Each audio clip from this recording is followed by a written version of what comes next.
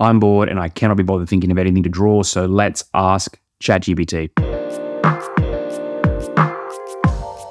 This is the second time I've turned to ChatGPT and asked it what I should draw. You can check out the first video that I did on this at the top of the screen now. And I think this is a really great idea when you are low on ideas, maybe you're low on motivation. Some people need motivation. And you do maybe just want to get out of your normal thought pattern and design something different for a change. So the website's up and running here. I'm going to jump in, ask it a few questions, see what we get back in response, and then we're going to start drawing. All right, let's jump straight in. I am an artist who is looking for something to draw.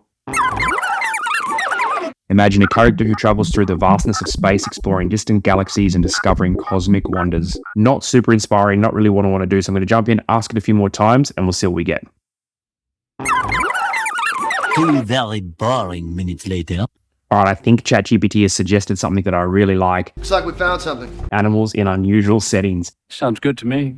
Draw animals in unexpected situations like a surfing penguin or a bear enjoying a cup of tea. I think this is perfect. I'm going to try and base something around this. So let's jump straight into the iPad, get this concept happening and see what we can come up with. The thing I love to start with when doing these pieces is a border. I think it really frames up the piece nicely, so I'm getting that in and it's looking pretty sweet so far.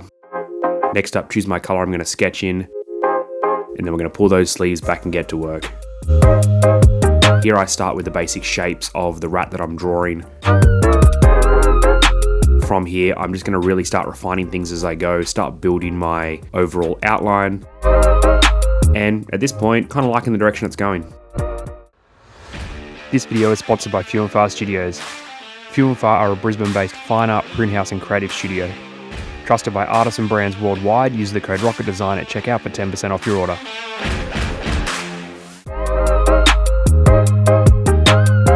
Here I'm really just working on my layers. I've got my surfboard coming in. I really wanted to go with a really laid back, wiped out sort of expression on this rat as well. I think I kind of nailed it. It's looking pretty cool at the moment. What I'm doing here is every time I do a layer, I'm refining that layer as I go, and then I'm reducing that opacity and coming with another layer over the top. This method really allows me to build on the sketches that I've done in the layers below and refine as I go.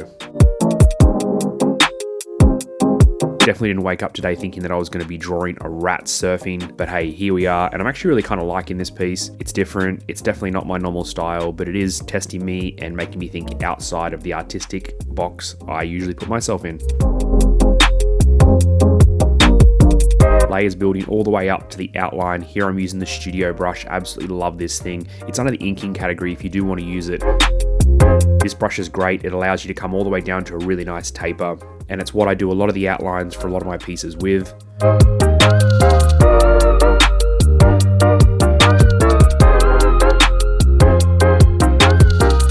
Here I'm making sure I've got everything outlined exactly how I want it, and this is kind of done at this point. From here, I could jump in and do color, but at the moment I'm going to leave it where it is because I think this served the purpose of getting me to think outside the square and really push myself as an artist. Time for the reveal.